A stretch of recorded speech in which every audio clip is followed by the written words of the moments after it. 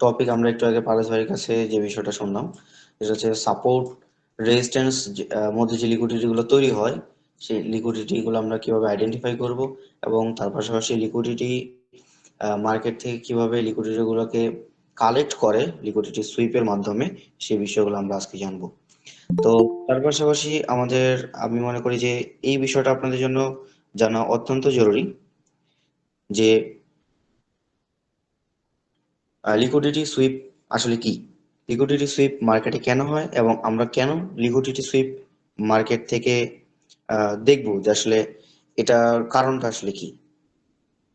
তো লিকুইডিটি যে বিষয়টা, আমি একটু ড্রয়িং যদি বোঝাই, তো লিকুইডিটি সুইপ যেটাকে বোঝায় সেটা হচ্ছে এই যে প্রিভিয়াস মার্কেটে আমরা buy side liquidity, sell side liquidity, এবং ভিতরে ইন্টারনাল লিকুইডিটি, বাইরের এক্সটার্নাল লিকুইডিটি, এই যে বিষয়গুলো, এগুলো কিন্তু আমরা টোটালি আলোচনা করেছি।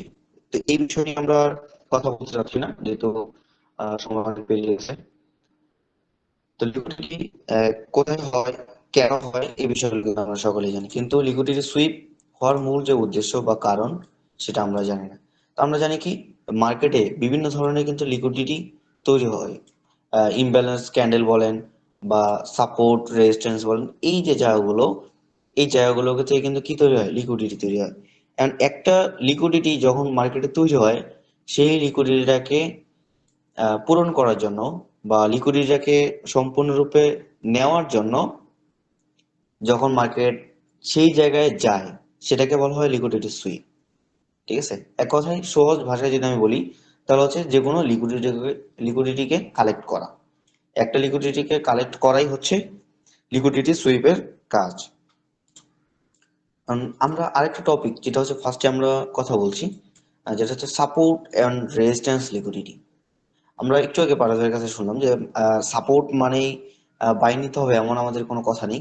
অবশ্যই আমাদের প্রতিটা বিষয় খেয়াল রাখতে হবে যে মার্কেট কখন একটা জায়গা থেকে লিকুইডিটি হান্ডিং লিকুইডিটি সুইপ করবে, বা তার যে লিকুইডিটি যেটা ছিল সেটাকে কালেক্ট করবে, সেই বিষয়টা তার হচ্ছে মেইন উদ্দেশ্য থাকে।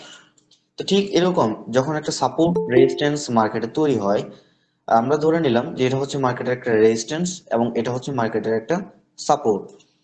আমরা সবসময় ক্ষেত্রেই জানি, যখন একটা স্ট্রং কোনো জায়গা হয়, ধরেন না এটা হচ্ছে একটা স্ট্রং জায়গা, যখন কোনো জায়গায় একটা স্ট্রং পয়েন্ট বা একটা স্ট্রং জোন, ট্রেন লাইন, এটা হতে পারে ট্রেন লাইন জোন, এটা হতে পারে আপনার রেক্টেঙ্গেল জোন, হ্যাঁ, এটা হতে পারে আপনার এফভিজি জোন।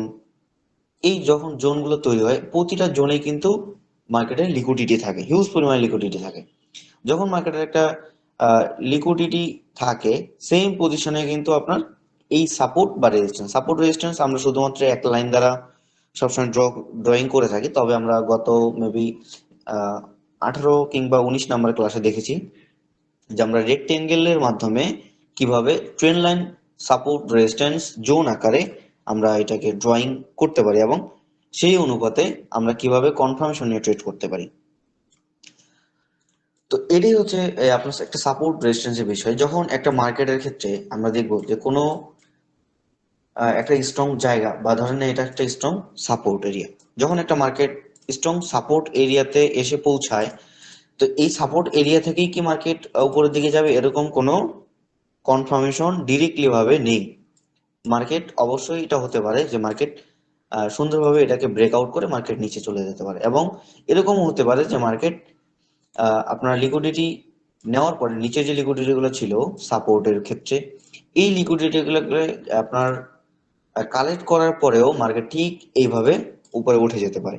এই যে আপনার লিকুইডিটি যে সুইপের যে বিষয়টা, লিকুইডিটিকে কালেক্ট করার যে বিষয়টা, এটা আসলে মার্কেটে আমরা কিভাবে ধরবো যে এটা আসলে এটাকে সম্পূর্ণভাবে ব্রেকআউট করে মার্কেট কি ডাউনে চলে যেতে পারে কিনা, আবার নয়তো বা আমরা আরেকটা কনফার্মেশন যদি নেই যে মার্কেট এটাকে ডিরেক্টলি না ভেঙে মার্কেট লিকুইডিটি গুলোকে কালেক্ট করার পরেই মার্কেট এখান থেকে তার যে মুভ বা তার যে দিক, সেদিকে সে মুভ করে কিনা। ঠিক আছে, এটি হচ্ছে আপনার সাপোর্ট রেজিস্ট্যান্সে আপনার লিকুইডিটি সুইপের যে বিষয়টা, এটাকে বোঝানো হয়। কারণ আমরা ডিরেক্টলি ভাবে চার্ট আকারে বা মার্কেট স্ট্রাকচার আকারে একটু বোঝার ট্রাই করি। প্রথমেই আমরা সাপোর্ট এবং রেজিস্ট্যান্সের ক্ষেত্রে লিকুইডিটি গুলাকে কিভাবে কালেক্ট করে বা লিকুইডিটি গুলাকে কিভাবে গ্র্যাব করে সেই বিষয়টা আমরা একটু জানি। ধরেন আপনার মার্কেটের যখন একটা হায়ার হাই তৈরি করে এবং প্রিভিয়াস যে আমরা এসএমসি থেকে জেনেছি, প্রিভিয়াস আপনার আহ, যেটা হাই থাকে, এই হাইটাকে যখনই মার্কেট ব্রেক করে ফেলে তখন আমরা এটাকে সহজ ভাষায় কি বলি, ব্রেক অফ স্ট্রাকচার, এবং সাধারণত ভাষায় শর্টকাটে বস বলে থাকি। ঠিক আছে? তো যখন মার্কেট কন্টিনিউয়াসলি আপনার যখন মার্কেট একটা হাইকে ব্রেক করতে থাকে, প্রিভিয়াস যত হাই আছে এই হাইটাকে যখনই ব্রেক করতে থাকে তখন কিন্তু মার্কেটের একটা নতুন কি হয়, লিকুইডিটি রান হয়। এই প্রিভিয়াস যখন একটা হাই থাকে, এটা আমরা জানি কি বাইরে, যেহেতু এটা হচ্ছে আমাদের এক্সটার্নাল লিকুইডিটি, বাইরে যত হাই আমরা পাবো বা যখন যত স্ট্রং জায়গা পাবো এগুলো হচ্ছে আমাদের কি এক্সটার্নাল লিকুইডিটি। যত মার্কেটের এক্সটার্নাল লিকুইডিটি থাকবে এবং এই যে প্রিভিয়াস হাই বা এক্সটার্নাল লিকুইডিটি যে জায়গায় ছিল, এটাকে মার্কেট যখন রেসপেক্ট না করে মার্কেট এই লেভেলটাকে ব্রেকআউট করে ফেলবে বা ব্রেকআউট স্ট্রাকচারটা তৈরি করে ফেলবে, তখনই কিন্তু এই প্রিভিয়াস যে এই যে উপরে যে লিকুইডিটি গুলো ছিল, ইমব্যালেন্স ক্যান্ডেলের মাধ্যমে যখন প্রিভিয়াস হাইটাকে ব্রেকআউট করে ফেলে তখনই এই জায়গায় যে লিকুইডিটি গুলো ছিল সেটাকে সম্পূর্ণভাবে গ্র্যাব করে ফেলে, এবং এটাকে সাধারণত ভাষায় এসএমসির ভাষায় এটাকে বলা হয় লিকুইডিটি রান। ঠিক আছে? এটা হচ্ছে আপনার মার্কেটের স্ট্রাকচার অনুযায়ী একটা শর্টকাট বা সাপোর্ট রেজিস্ট্যান্সের মাধ্যমে এটা বুঝিয়ে দিলাম।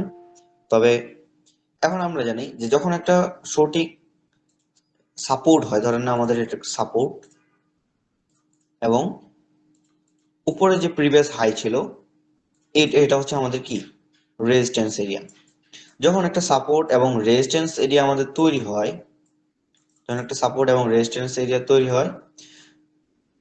তৈরি হওয়ার পরে আমরা সবসময় ক্ষেত্রে এটাই জানি বা এটাই এতদিন থেকে প্রাইসনের যে বিষয়গুলো, এটাই কিন্তু আমরা শিখে এসেছি যে যখন মার্কেট, আপনারা দেখবেন যে আহ, যে কোনো টাইম ফ্রেম, হয়তো বা অনেকেই 5 মিনিট টাইম ফ্রেম ফলো করেন, এটা হচ্ছে উদাহরণস্বরূপ, অনেকেই 5 মিনিট টাইম ফ্রেম ফলো করেন। এখন 5 মিনিট টাইম ফ্রেমে আপনি দেখলেন যখনই আপনার একটা সাপোর্টকে ব্রেকআউট করে ফেললো এবং রিটেস্ট নেওয়ার জন্য একটু উপরে গেল, তখনই আপনারা এখান থেকে কি করেন, ডিরেক্টলি ভাবে এখান থেকে আপনারা অনেকেই সেল করে দেন।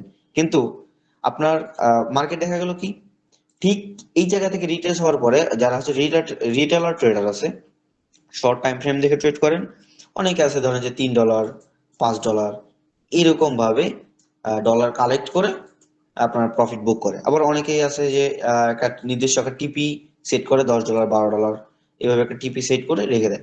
তো অনেক সময় দেখা যায় যে আপনার টিপি হিট করার আগেই মার্কেট আপনার এসএলটাকে হিট করে ফেলে। এটার যে মূলত কারণটা, এই মূলত কারণটা হচ্ছে আপনি নির্দিষ্ট কোনো কনফার্মেশন না নিয়ে আপনি ডিরেক্টলি এই জায়গা থেকে ভেবে নিয়েছেন যে যে স্ট্রং সাপোর্টটা ছিল এই সাপোর্টটাকে ব্রেকআউট মার্কেট করে ফেলছে, তাহলে মনে হয় মার্কেট এখান থেকে সম্পূর্ণ কন্টিনিউ একটা ডাউন ট্রেন্ড তৈরি হয়ে গেছে। তবে আমি যদি এটাকে একটু সহজ ভাষায় যদি একটু বলতে চাই, আপনি যদি এই টাইম ফ্রেমটাকে 5 মিনিট টাইম ফ্রেমে না দেখে এটা যদি একটু লং টাইম ফ্রেমে দেখতেন, ধরেন আমি ঠিক এইভাবে দেখলাম যে 5 মিনিট টাইম ফ্রেমে একটা ব্যারিশ, 2-3টে ব্যারিশ ক্যান্ডেল দেওয়ার পরে আমরা এখান থেকে দেখলাম যে মার্কেট অলরেডি এখান থেকে কি হয়ে গেছে, এখান থেকে মার্কেট অলরেডি ব্রেকআউট হয়ে গেছে। এবং আবারও এরকম যদি দেখি যে এখান থেকে মার্কেট অলরেডি ব্রেকআউট। তবে আমি যদি এটাকে একটু 5 মিনিট টাইম ফ্রেম, ধরেন যে আমি এটা 5 মিনিট টাইম ফ্রেম, এবং আমি যদি এটাকে আরেকটু বড় করে দিই,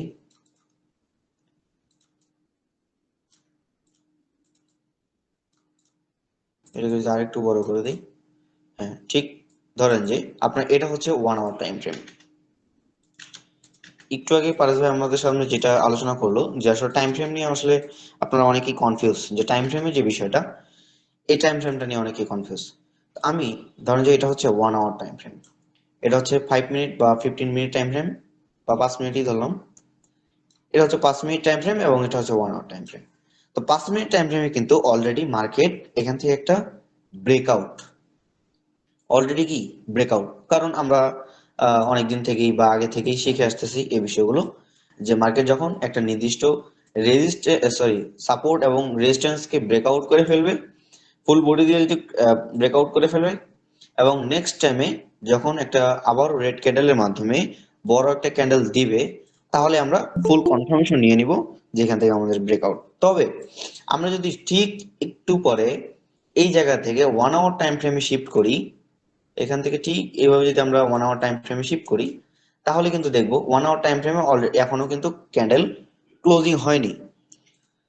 তো এই ক্যান্ডেল ক্লোজিং যখন ফুললি ভাবে আপনার হচ্ছে বড় টাইম ফ্রেম, আপনি যদি 15 মিনিট টাইম ফ্রেম অ্যানালাইসিস করেন, 5 মিনিট টাইম ফ্রেম অ্যানালাইসিস করেন, 5 মিনিট টাইম ফ্রেমে এটা আপনার ফুললি ব্রেকআউট। তবে 1 আওয়ার টাইম ফ্রেমে স্ট্রংলি ব্রেকআউট হয়নি। কারণ কি, আমরা জানি শর্ট টাইম ফ্রেম থেকে বড় যে টাইম ফ্রেম গুলো হয়, লং টাইম ফ্রেম যেগুলো হয়, এগুলো হচ্ছে হিউজ পরিমাণ স্ট্রং।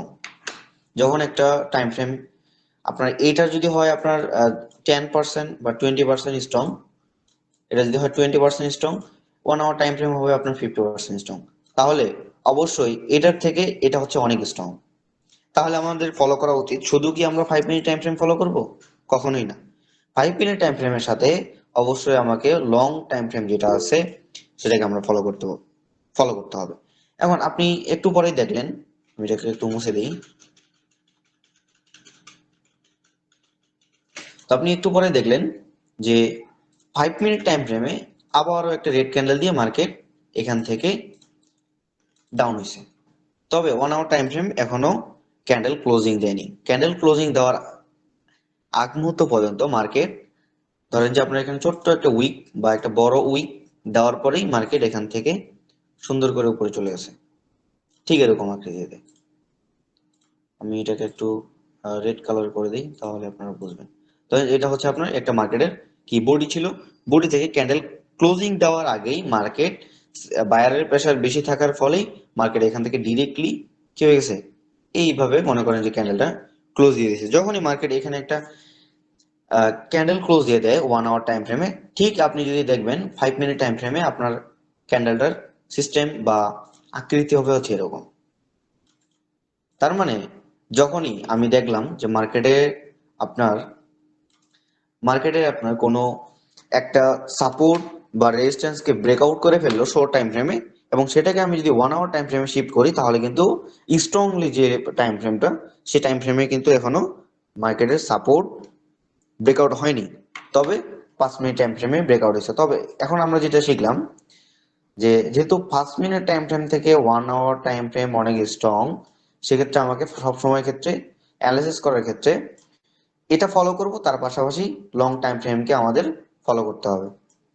এখন আমি ধরেন যে যদি আপনি এই জায়গা থেকে একটা ব্রেকআউট ভেবে আপনি যদি এখান থেকে একটা সেল করে দিতেন, ধরেন যে এই জায়গা থেকে আপনি ব্রেকআউট ভেবে একটা সেল করে দিয়েছেন, আপনি টিপি রাখছেন নিচের নিচের লো, তো আপনি দিন শেষে দেখবেন যে আপনার টিপি হিট করার আগে আপনার এসএল হিট করে ফেলবে। এটাই হচ্ছে মার্কেটের স্ট্রাকচার বা মার্কেটের সম্পূর্ণরূপে মার্কেটের একটা নীতি। যখন মার্কেটে ঠিক এরকম আকৃতিতে আপনার একটা লিকুইডিটি সুইপ হবে, তখনই আপনি বুঝবেন যে আপনার কেন আপনার একটা লিকুইডিটি, আপনার হচ্ছে একটা এসএল হিট হয়। আবারও টপিকে ফিরে যাই। তো এই যে বিষয়টা, এটাকে বলা হয় সম্পূর্ণভাবে এটাকে বলা হয় সম্পূর্ণভাবে আপনার লিকুইডিটি সুইপ। মার্কেটের একটা, এই যে প্রিভিয়াস নিচে যে আপনার একটা সাপোর্টের নিচে লিকুইডিটি থাকে, এই লিকুইডিটিটাকে সম্পূর্ণভাবে কালেক্ট করে মার্কেট তার যে ট্রেন্ড সেটা সে কন্টিনিউ করে। তো কিভাবে কিভাবে লিকুইডিটিটাকে সুইপ করে, এই যে বিষয়টা, এই বিষয়টা আশা করা যায় আপনারা বুঝছেন। তো আমি যদি এটাকে একটু আহ ধরেন যে মার্কেটে যদি একটু বলি, তো মার্কেটে আসার পরে এখানে আর কয়েকটা কথা আপনাদের বুঝতে হবে। শুধুই কি আমরা ক্যান্ডেল কনফার্মেশন বা দেখলেই হবে কিনা, বা আমার আরো কোনো কিছু ফলো করতে হবে কিনা, এই বিষয়গুলো আমার একটু জানার প্রয়োজন। তো আমি যদি 1 আওয়ার টাইম ফ্রেম বর্তমান রানিং অবস্থায়, তো এখান থেকে আমি যদি একটু অ্যানালাইসিস করি, আমরা এই যে পজিশনটা প্রিভিয়াস আমি যদি দেখি, সর্বোচ্চ হাই হচ্ছে আমার এই লেভেলটা।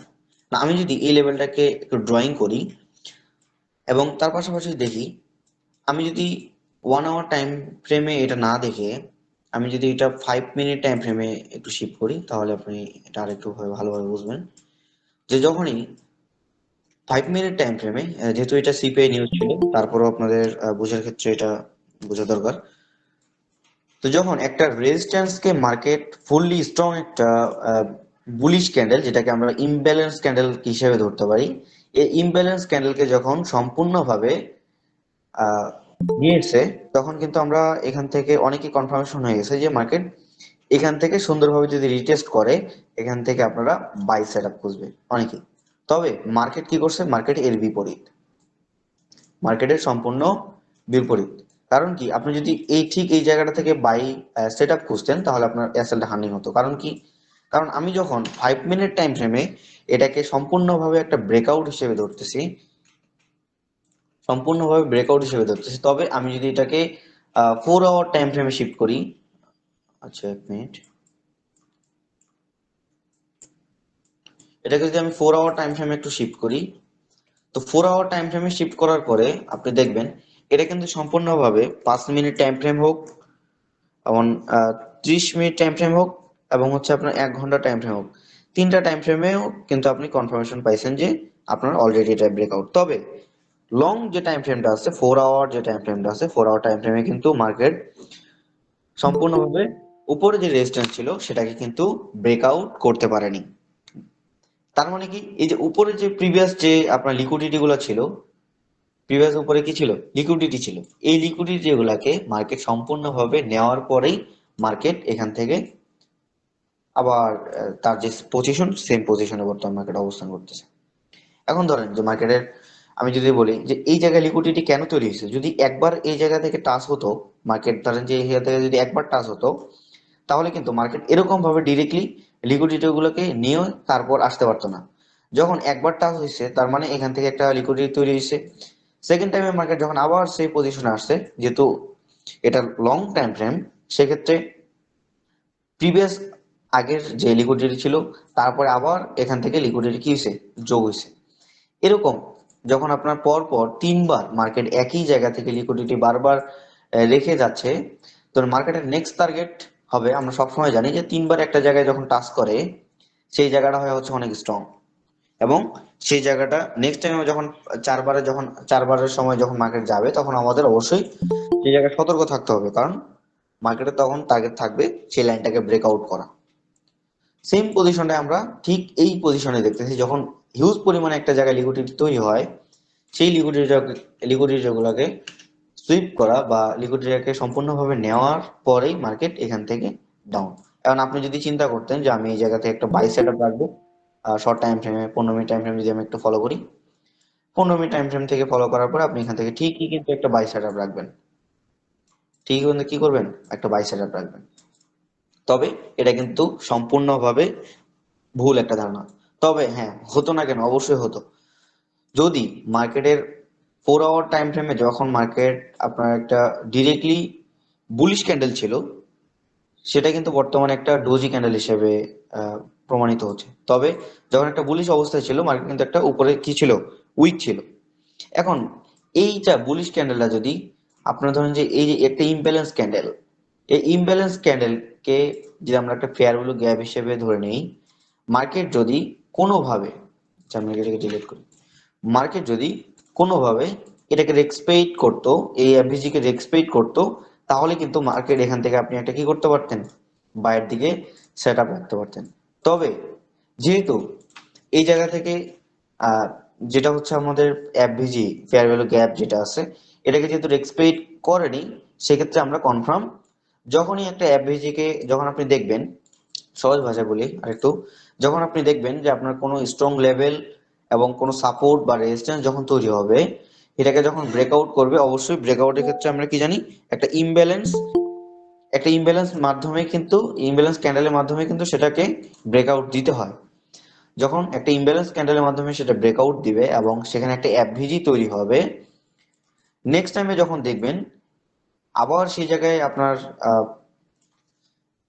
মার্কেটটা ব্যাক করতেছে এবং এই এফভিজিটাকে রেসপেক্ট করতেছে, মার্কেট একই জায়গায় ঘোরাফেরার পরে মার্কেট এটাকে রেসপেক্ট করতেছে, তখন আপনি এখান থেকে ক্যান্ডেল কনফার্মেশন নিয়ে একটা সেলের দিকে সেট আপ রাখতে পারবেন। তবে এটাকে যদি কোনোভাবে যদি ব্রেকআউট করে ফেলে, যে জোনটা ছিল একটু যদি উপরে যায়, তারপরেও আমরা কনফার্ম যে মার্কেট এখান থেকে তার যে ট্রেন্ড ছিল সেটাকে সে কন্টিনিউ করবে। ঠিক আছে, তো এই বিষয়টা কিন্তু আপনি যদি এই জায়গায় ফলো করেন তাহলে কিন্তু আপনি একদম ইন টোটাল ভাবে এটা বুঝতে পারবেন। আমি যদি বর্তমান রানিং যে পর্যায়ে মার্কেট, আমি যদি এটাকে একটু দেখি, আমি একটু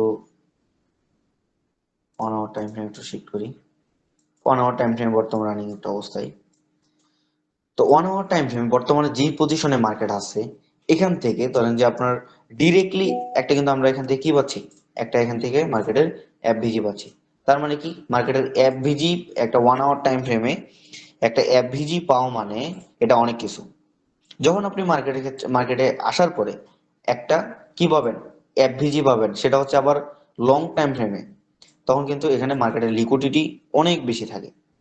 এখন এই যে জায়গাটা, এই জায়গাটায় যখন আপনার একটা এফভিজি তৈরি হয়েছে, আমরা দেখতেছি এখান থেকে কিন্তু অলরেডি 1 আওয়ার টাইম ফ্রেমের একটা ক্যান্ডেল সম্পূর্ণভাবে কি করছে, সম্পূর্ণভাবে এটাকে রেসপেক্ট করছে, এটাকে সম্পূর্ণভাবে ব্রেকআউট করতে পারেনি।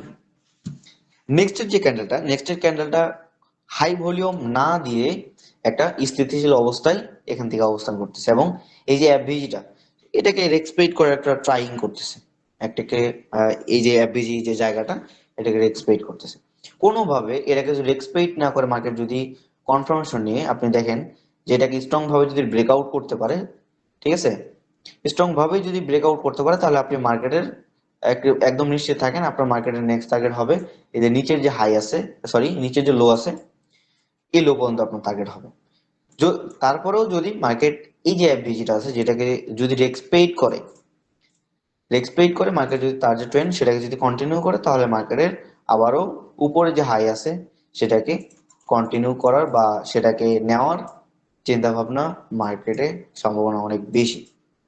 তবে আমাদের আরেকটু ফোকাস রাখতে হবে, যদি মার্কেট আমাদের নিচে লেভেলে আছে, যেহেতু এটা হচ্ছে একটা অর্ডার ব্লক, আমরা যদি শর্ট টাইম ফ্রেমে দেখি এটা হচ্ছে যেহেতু একটা অর্ডার ব্লক, এখান থেকেও আমরা একটা বাই পজিশন খুঁজতে পারি নিচে।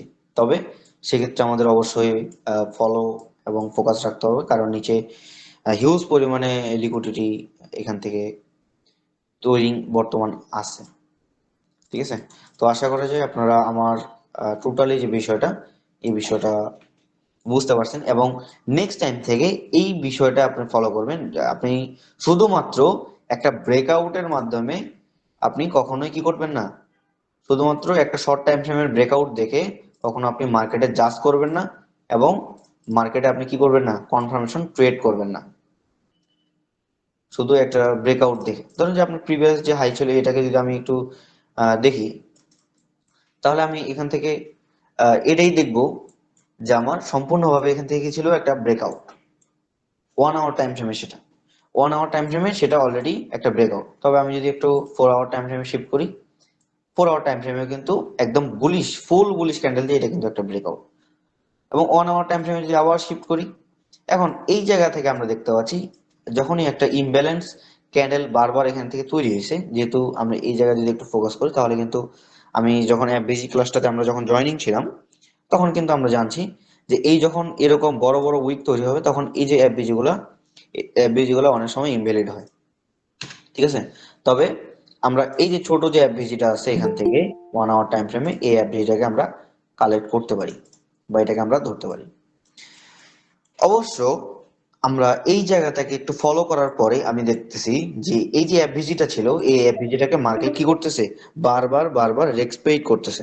যখন মার্কেট একটা এফভিজি কে ব্রেকআউট করার পরে রেসপেক্ট করে তখনই আপনি কনফার্মেশন হয়ে নেবেন কিছুটা যে মার্কেট এখান থেকে অলরেডি কনফার্মেশন ব্রেকআউট হিসেবে গণ্য করতে পারি আমরা, এবং নেক্সট টাইমে মার্কেট যখন আবার রিটেস্ট করার জন্য সেই পজিশনে আসবে তখন আমরা এখান থেকে একটা বাই সেট আপ হিসেবে রাখতে পারি। ঠিক আছে, তো এটাকে যদি কোনোভাবেই আপনারা এখান থেকে ব্রেকআউট দিয়ে দিত তাহলে কিন্তু আমরা এখান থেকে কনফার্মেশন কি করতাম,